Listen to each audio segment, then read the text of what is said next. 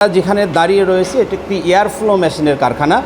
যে কারখানায় আসলে আমরা এসে দেখতে পেয়েছি যে কিভাবে এই মেশিনগুলো তৈরি করা হয়। আমরা ইতিমধ্যে জানতে পেরেছি যে এই কারখানার তৈরি মেশিন বাংলাদেশের প্রায় 29টি জেলায় কিন্তু আসলে সাপ্লাই দেওয়া হচ্ছে। পাশাপাশি এই জেলাগুলোর যে উপজেলাগুলো আছে প্রায় 80 থেকে 90টি উপজেলায় কিন্তু প্রতিনিয়ত কৃষি অফিসের মাধ্যমে কৃষক কিন্তু বিনামূল্যে এই এয়ার ফ্লো মেশিনগুলো পাচ্ছে। আমরা একটু কথা বলবো যিনি এই উদ্যোক্তা শাহিন ভাই, উনি আমাদের সাথে আছেন।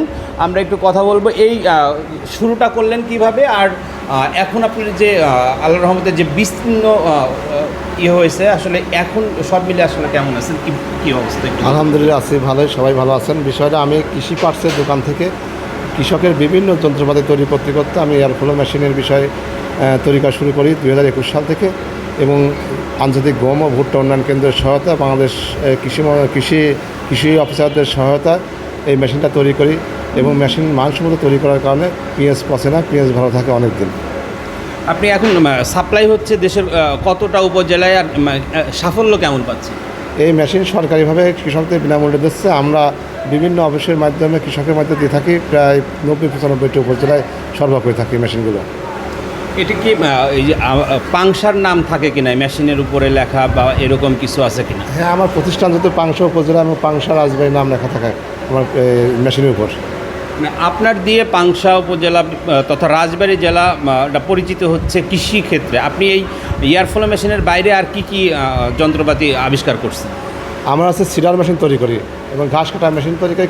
কৃষি যন্ত্রপাতি যত রকম পার্টস সেগুলো আমি তৈরি করার চেষ্টা করি, তৈরি করি সরবরাহ করি সারা বাংলাদেশে। সরকারের কাছে আসলে আপনাদের চাওয়া কি? সরকারের সহ আমাদের যে সাহায্য করে অর্থনৈতিকভাবে, তাহলে আমরা আরও স্বাবলম্বী করি, আরও অনেক মেশিন তৈরি করতে পারি, সক্ষম হবে। যেমনটি শুনছিলেন আসলে সরকারের কাছে কিন্তু এই ক্ষুদ্র উদ্যোক্তাদের একটি চাওয়া রয়েছে, সেটা যদি প্রণোদনা দেওয়া হয় এই ক্ষুদ্র শিল্পে, তাহলে কিন্তু ভবিষ্যতে তারা আরও ভালো করতে পারে। আমরা একটু কথা বলবো এই জায়গায় আসলে একজন কাজ করেন, যারা কাজ করেন এমন একজন মানুষের সাথে একটু কথা বলতে চাই যে এই যে আপনারা এখানে কাজ করছেন, কতজন কাজ করছেন, আপনাদের পরিবার এটার উপরে পরিবারটা নির্ভর করে, আসলে কেমন লাগে এই ক্ষুদ্র শিল্পটা আসলে কি কতদূর যাওয়া উচিত, আপনার কি মনে হয়? আলহামদুলিল্লাহ অনেক ভালো শিল্প, অনেক দূর আগাই যাক। বিশেষ করে এই শিল্প আরও অনেক কিছুর থাকে, যেমন আর এখানে অনেক লোকজন কাজ করে, সবারই সংস্কার কাজের জন্য অনেক কিছু ভালো উন্নতি ইসের দিকে যাচ্ছে। মনে করেন যে আমরা এখানে কাজ করি 20 জন মতো আছি, 20 জনের ফ্যামিলি একসঙ্গে মনে করেন যে কাজ করতেছে, এখানে ভালো লাগে আসলে সব কিছু মিলে আলহামদুলিল্লাহ। এই যে আপনার হাতে তৈরি একটি জিনিস বা দেশের একদম শেষ প্রান্তে যাচ্ছে, আসলে আপনার অনুভূতিটা কেমন যে আপনি বানিয়েছেন এই জিনিসটা?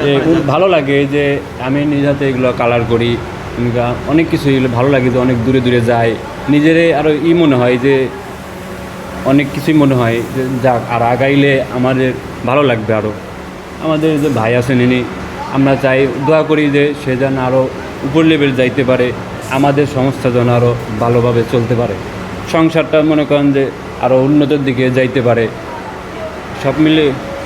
ধন্যবাদ। যেমনটি শুনছিলেন এখানে যিনি কাজ করেন তিনিও কিন্তু আসলে আবেগ আপ্লুত যে তার তৈরি করা তাদের হাতের ছোঁয়ার একটি জিনিস, সেটা কিন্তু দেশের বিভিন্ন প্রান্তে ছড়িয়ে যাচ্ছে। আমরা আর একটু কথা বলে নিতে চাই শাহিন ভাইয়ের সাথে যে এই জায়গার যদি আসলে কেউ লোকেশন চাই, মানে দেশের বিভিন্ন প্রান্ত থেকে মানুষ কীভাবে আপনার সাথে আসলে যোগাযোগ করবে? মহিষরা দাখিল মাদ্রাসার গেটের সামনে আমার কারখানা, মহিষরা বাজার পাংশা রাজবাড়ি। পাংশা একটি নাম, যেই নামে আসলে অনেক কিছু নিহিত রয়েছে। আপনারা জানেন রাজবাড়ী জেলা কিন্তু আসলে পেঁয়াজের জন্য বিখ্যাত একটি জেলা।